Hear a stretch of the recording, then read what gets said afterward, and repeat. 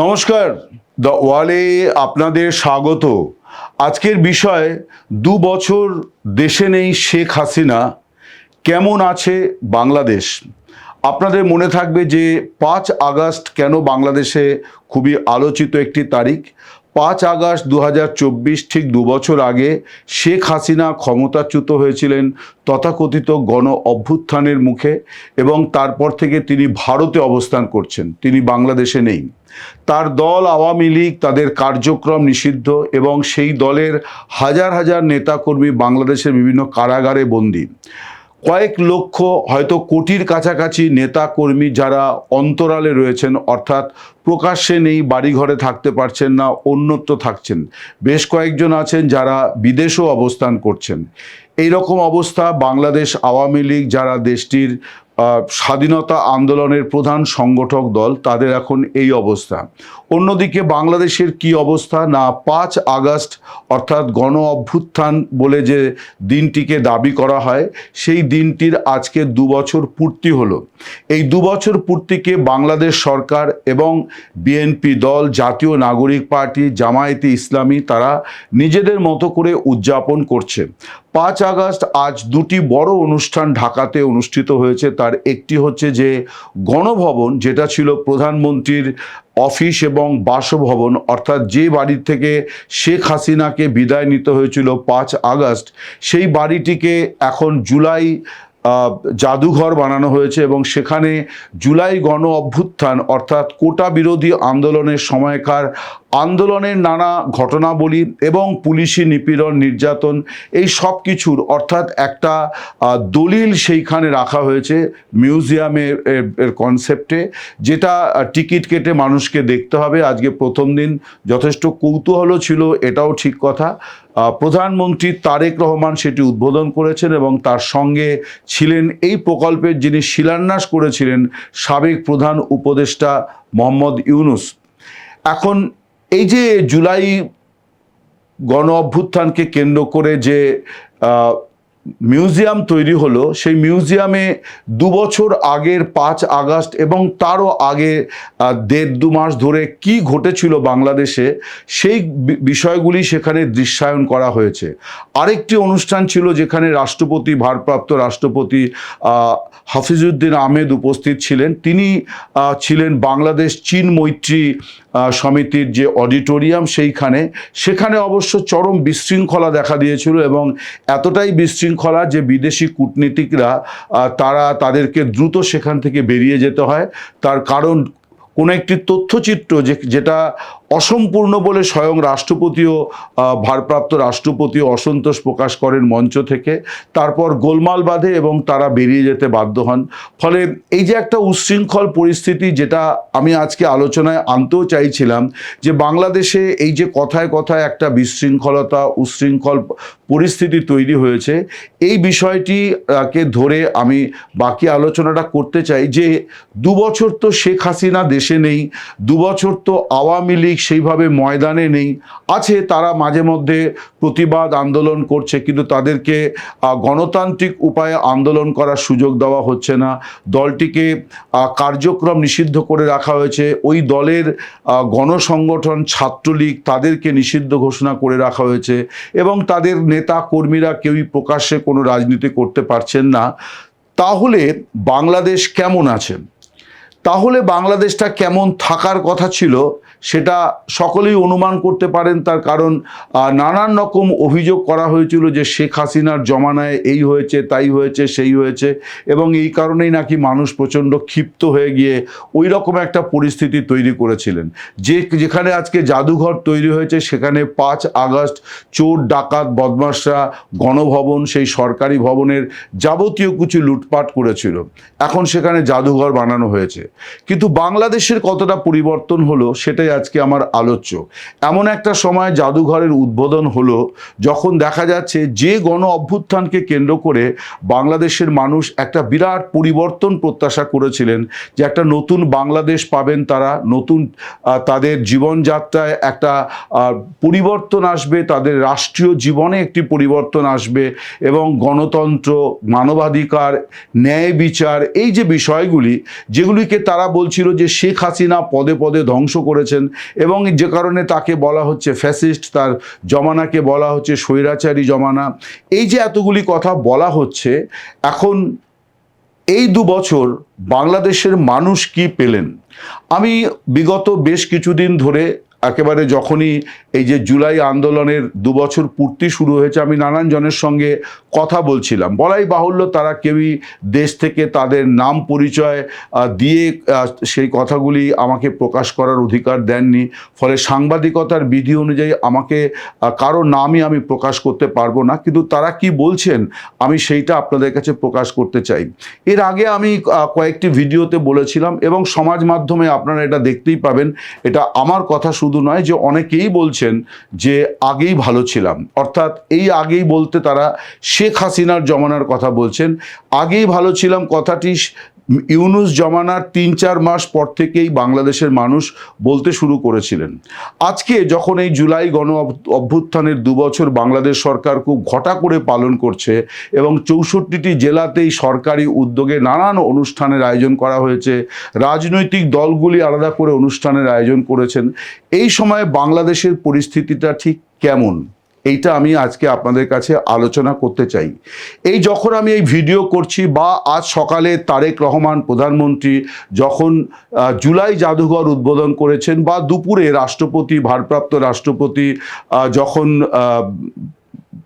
বাংলাদেশ চীন মৈত্রী সমিতির অনুষ্ঠানে জুলাই এই গণ অভ্যুত্থান দিবস উদযাপনের অনুষ্ঠানে অংশ নিচ্ছিলেন, সেই সময় বাংলাদেশের বহু মানুষে কিন্তু বাড়িতে কিন্তু উনুন জ্বলেনি, এবং এটা আজ নয়, গত 15 দিন ধরে বাড়িতে উনুন জ্বলছে না, অর্থাৎ অরন্ধন চলছে না। এটা কোনো ধর্মীয় বা কোনো সাংস্কৃতিক কর্মসূচি নয়। তার কারণ হচ্ছে যে মানুষের কাছে আসলে খাবার রান্না করার গ্যাস নেই। বাংলাদেশের মানুষ মূলত গ্যাসের ওপর তাদের মানে রান্নাঘর নির্ভরশীল। রান্নাঘরে গ্যাস নেই, দিনের পর দিন গ্যাস নেই, তার ফলে মানুষ রান্না করতে পারছেন না। কেউ চিড়ে খাচ্ছেন, কেউ মুড়ে খাচ্ছেন, কলা খাচ্ছেন, কারণ খাবারের দোকানগুলিতেও পর্যাপ্ত খাবার পাওয়া যাচ্ছে না, সেখানেও তীব্র গ্যাস সংকট। এবং এটা শুধুমাত্র ঢাকা চট্টগ্রামের মতো বড় শহর নয়, গোটা বাংলাদেশ জুড়েই একটা যেন অরন্ধনের মানে পর্ব চলছে গত 15 দিন মানে পক্ষকাল ধরে, যে বাড়িতে রান্না করা যাচ্ছে না কারণ গ্যাস নেই। আমি একজন ভদ্রমহিলার বক্তব্য দেখছিলাম, তিনি বলছিলেন যে মাঝে মাঝেই ঘুরে ফিরে পাকঘরে যাচ্ছি, অর্থাৎ রান্নাঘরে যাচ্ছি, একবার গিয়ে একটুখানি দেখি যে গ্যাস এসছে কিনা, তারপর আবার বিফল মনোরথ হয়ে ফিরে আসি। এই হচ্ছে পরিস্থিতি। গ্যাস সংকট কতটা ভয়াবহ সেটা আরও টের পাওয়া যাচ্ছে রাজপথে, বিশেষ করে গ্যাস পাম্পগুলিতে, যেখান থেকে অটোরিকশা, সরকারি বেসরকারি গাড়ি তারা গ্যাস নেবে। দেখা যাচ্ছে 5 কিলোমিটার, 10 কিলোমিটার, 20 কিলোমিটারের দীর্ঘ লাইনে 1 দিন, 2 দিন, 2.5 দিন ধরে দাঁড়িয়ে আছেন মানুষ গ্যাসের অপেক্ষায়, কিন্তু গ্যাস পাচ্ছেন না। অর্থাৎ পাম্পের কাছাকাছি পৌঁছানোর পর জানা যাচ্ছে যে যেটুকু যা ছিল তা শেষ হয়ে গেছে, আবার যখন আসবে তারপর পাওয়া যাবে। তার মানে গ্যাস সংগ্রহ করার জন্যেই 2-2.5 দিন ওই পাম্পে অপেক্ষা করতে হচ্ছে। আমি একজন সিএনজি চালকের সোশ্যাল মিডিয়া মানে পোস্ট দেখছিলাম, তিনি বলছেন যে গত 7 দিন আমি 50টি টাকাও রোজগার করতে পারিনি, তার কারণ আমার কাছে গ্যাস নেই, আমি গাড়ি চালাতে পারছি না, ফলে আমার এটাই একমাত্র সম্বল। ফলে আমার যে কি পরিস্থিতি, কিভাবে আমি সংসারকে টানছি সেটা আমিই জানি। এটা মুখে বলার প্রয়োজন হয় না, আমরা সবাই জানি এই পরিস্থিতিতে মানুষ ধার কর্জ করে জেরবার হয়ে যান। আবার ধার চাইতে গেলে পাছে লোকে ধার চাইবে, এই জন্য অনেকে তটস্থ থাকেন, কারণ এটা এমন একটা অর্থনৈতিক বিপর্যয়ের মুখে দেশটি পড়েছে, যেখানে সবচেয়ে বেশি প্রান্তিক মানুষেরা, অর্থাৎ দিন আনি দিন খাই যে মানুষেরা, তারা এই মুহূর্তে সবচেয়ে চরম সংকটের মধ্যে আছেন। তার কারণ গ্যাস যদি না হয় তাহলে সিএনজি চালক কিভাবে গাড়ি চালাবেন? অনেকেই হেঁটে পথে যাচ্ছে, অফিস যাচ্ছেন, হেঁটে অফিস থেকে ফিরছেন। সবচেয়ে বড় সমস্যা হচ্ছে শিশুদের, যাদের একটু গাড়ি না হলে পরে স্কুলে যাওয়ার সমস্যা হয়ে যায়। স্কুল গাড়ি বন্ধ, বাবা মায়েরা পৌঁছে দিতে পারছেন যাদেরকে, তারা যাচ্ছে, অনেকে স্কুলেও যেতে পারছে না। তার কারণ এমন একটা পরিস্থিতি। চলে আসি বিদ্যুৎ পরিস্থিতি, ভয়ানক। বলছে যে, আমি অনেকের সঙ্গে কথা বলেছি, তারা বলছেন বাংলাদেশে বিদ্যুৎ সমস্যা নতুন কিছু নয়। শেখ হাসিনার সময়তে বিদ্যুতের অনেকগুলি প্রকল্প তৈরি করা হয়েছিল, এবং এই যে রূপপুর পারমাণবিক কেন্দ্রের বিদ্যুৎ হয়তো আগামী মাসে অর্থাৎ সেপ্টেম্বর মাসেই সেখান থেকে 300 মেগাওয়াট মতো প্রাথমিকভাবে বিদ্যুৎ পাওয়া যাবে। কিন্তু বাকি যে বিদ্যুৎ কেন্দ্রগুলি সেগুলি দিয়ে কিন্তু বাংলাদেশ খুব ভালোভাবেই চলে যাচ্ছিল। আমি নিজেও যখন বাংলাদেশের বিভিন্ন প্রান্তে গিয়েছি আমি একটু অবাকই হয়েছিলাম যে এত ভালো বিদ্যুৎ ব্যবস্থা সেখানে গড়ে উঠেছে। সকাল বিকেল সবসময় মানুষের বাড়িতে বিদ্যুৎ আছে এবং রান্নাঘরে গ্যাস আছে। এবং আরও যে বিষয়টি সেটি হচ্ছে যে গ্রামীণ এলাকায় যে বিদ্যুতীকরণ শেখ হাসিনার সময়তে হয়েছিল সেটাও কিন্তু খুব নজর কাড়া, কারণ আমি মাইলের পর মাইল গ্রামীণ এলাকা দিয়ে ঘুরে দেখেছি যে সেই যে অন্ধকারময় বাংলাদেশ সেরকম নেই। আলো ঝলমল করছে, গ্রামের রাস্তাতেও আলো, গ্রামের চারপাশে বাড়িগুলিতেও আলো। এখন চরম অন্ধকার গ্রাস করেছে। বাল্বের জায়গায় স্থান নিয়েছে কুপি, হেরিকেন, মোমবাতি। ঢাকার রাস্তায় কুপি, হেরিকেন, মোমবাতি নিয়ে মিছিল হচ্ছে। প্রতিবাদে মহিলারা থালা বাটি গ্লাস নিয়ে তারা মিছিল করছেন। অর্থাৎ তারা গ্যাসের সংকটের কথা সরকারের সামনে তুলে ধরার চেষ্টা করছেন, কিন্তু কোনো সুরাহা কিছু নেই। গাজীপুরে বড় যে গার্মেন্টস সেক্টর, সেখানে বলা হচ্ছে যে প্রথম সারির বাংলা দৈনিকগুলি তারা খবর করেছে আজকে যে প্রায় 25-30% কলকারখানাতে লম্বা ছুটি দিয়ে দেওয়া হয়েছে।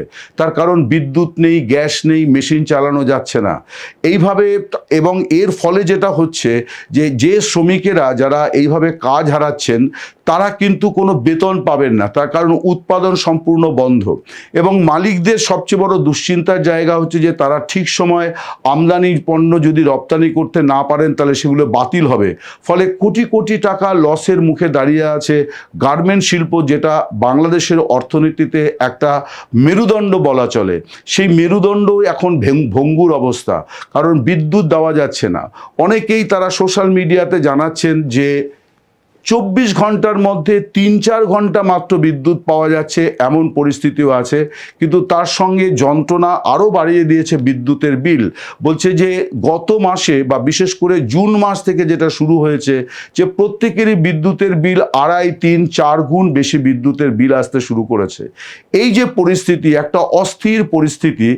আবার যদি আমরা আইন শৃঙ্খলার জায়গায় দেখি, আমি একটা তথ্য আপনাদের সামনে তুলে ধরতে চাই।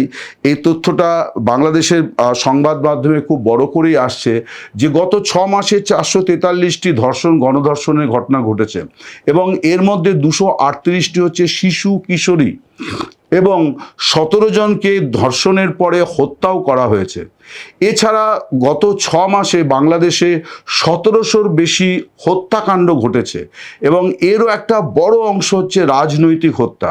এই যে যখন আমি ভিডিও করছি এই মুহূর্তে বাংলাদেশের অনেকগুলি বড় ক্যাম্পাসে, শিক্ষাঙ্গনে ছাত্রদল বনাম ছাত্র শিবিরের মারামারি চলছে। ক্ষমতা দখলের লড়াইয়ে একেবারে তুলকালাম শিক্ষাঙ্গন এবং এটা গত কয়েকদিন ধরে চলছে। এই যে আইন শৃঙ্খলার কথা আমি আপনাদের বললাম, এই আইন শৃঙ্খলা পরিস্থিতিও কিন্তু বিগত এই তারেক রহমানের জমানার আগে থেকে শুরু হয়ে এখনো পর্যন্ত একই আছে। সংখ্যালঘুদের উপর আক্রমণের ঘটনা যদি বলা যায় তাহলে সেটা ভয়াবহ আকার নিয়েছে। গত 6 মাসে 44 জন হিন্দু সম্প্রদায়ের মানুষ বাংলাদেশে খুন হয়েছেন ধর্মীয় কারণে। এমন নয় যে তারা পথ দুর্ঘটনায় মারা গিয়েছেন বা হার্ট অ্যাটাক হয়ে মারা গিয়েছেন, বিষয়টি এমন নয়। ধর্মীয় কারণে, ধর্মীয় বিদ্বেষের কারণে 44 জনকে হত্যা করা হয়েছে। এই কথা বাংলাদেশের ঢাকায় জাতীয় সংসদের জাতীয় প্রেস ক্লাবে সাংবাদিক বৈঠক ডেকে ঘোষণা করেছেন বাংলাদেশের সংখ্যালঘুদের বৃহত্তম সংগঠন হিন্দু বৌদ্ধ খ্রিস্টান ঐক্য পরিষদ। তাদের এই পরিসংখ্যান এখনো পর্যন্ত প্রায় 10 দিন হয়ে গেল, এই পরিসংখ্যান তারা প্রকাশ্যে পেশ করেছে। বাংলাদেশ সরকার এখনো পর্যন্ত কিন্তু তাদের এই বক্তব্যকে অস্বীকার করতে পারেনি।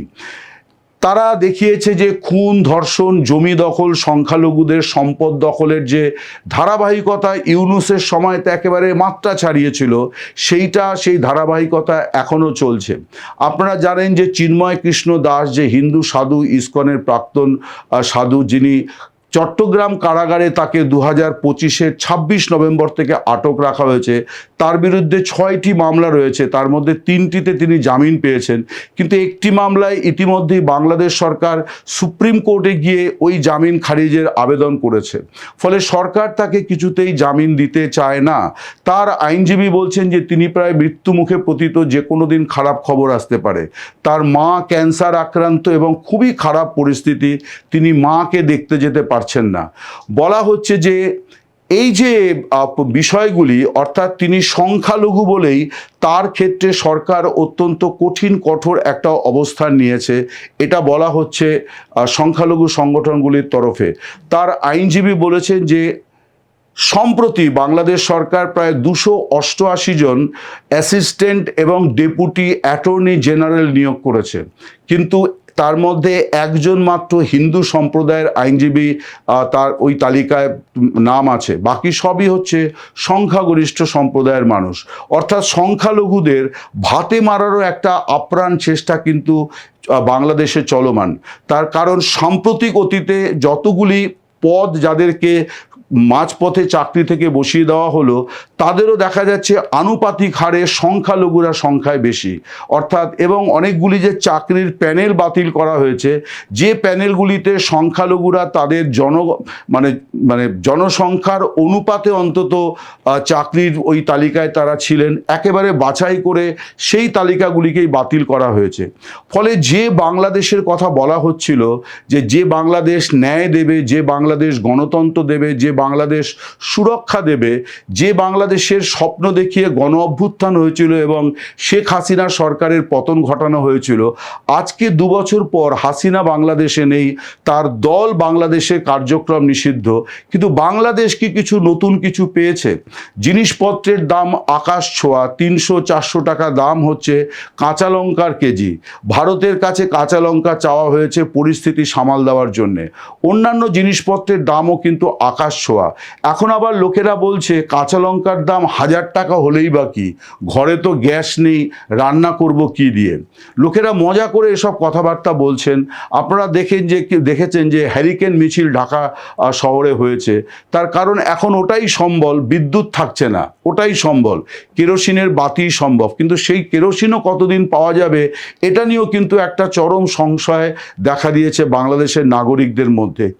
ফলে নাগরিক জীবনে যে শান্তি, যে সম্প্রীতি, যে কি বলা যায়, যে অবাধ পরিস্থিতি নাগরিক জীবনে প্রত্যাশা করা হয়েছিল এবং গণ অভ্যুত্থান যে প্রতিশ্রুতিগুলি দিয়েছিল, সেই সময় যে নেতৃবৃন্দরা যে কথাগুলি বলেছিলেন যে তারা একটি নতুন বাংলাদেশ দেবেন, সেই নেতৃবৃন্দের মধ্যে কিন্তু সিংহভাগ ছিলেন বিএনপি নেতৃবৃন্দ, যারা এই মুহূর্তে বাংলাদেশের সরকার পরিচালনা করছে। তারা কিন্তু তাদের সেই প্রতিশ্রুতি রাখতে পারেননি। শেখ হাসিনার সময়তে দলতন্ত্র কায়েম করা, গণতন্ত্র হত্যা করার কথা বলা হয়েছিল। বাংলাদেশের নতুন সরকার, বিএনপি সরকার, বিভিন্ন প্রতিষ্ঠানে, শিক্ষা প্রতিষ্ঠান থেকে পৌরসভা, নগরসভা, প্রশাসন থেকে শুরু করে উপজেলা, সর্বত্র তারা প্রশাসক বসিয়েছে, একেবারে বাছাই করা বিএনপি নেতাদের। তার মধ্যে দেখা যাচ্ছে যে চাঁদাবাজি, সিন্ডিকেট রাজ, যেটা নিয়ে ইউনূস জমানাতে একটা হুলুস্থুলু বেড়ে গিয়েছিল গোটা বাংলাদেশ জুড়ে, সেই চাঁদাবাজি, সিন্ডিকেট রাজ এমন জায়গায় গিয়েছে যে খুনোখুনির কথাগুলি আমি বললাম, এই রাজনৈতিক খুনের অনেকগুলি আছে বিএনপির হাতে, বিএনপির কর্মী সমর্থক খুন হয়েছে।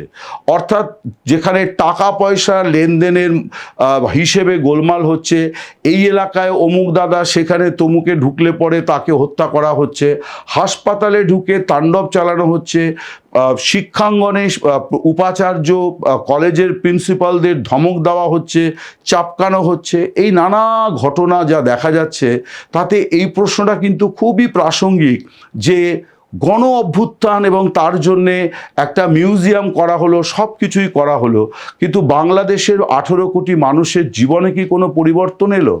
এখনো পর্যন্ত এই 2 বছরের পরিবর্তন মানে কিন্তু ওইটাই যে শেখ হাসিনা দেশে নেই, কিন্তু বাংলাদেশে কোনো বদলও ঘটল না। নমস্কার, শুভরাত্রি, সকলে ভালো থাকবেন।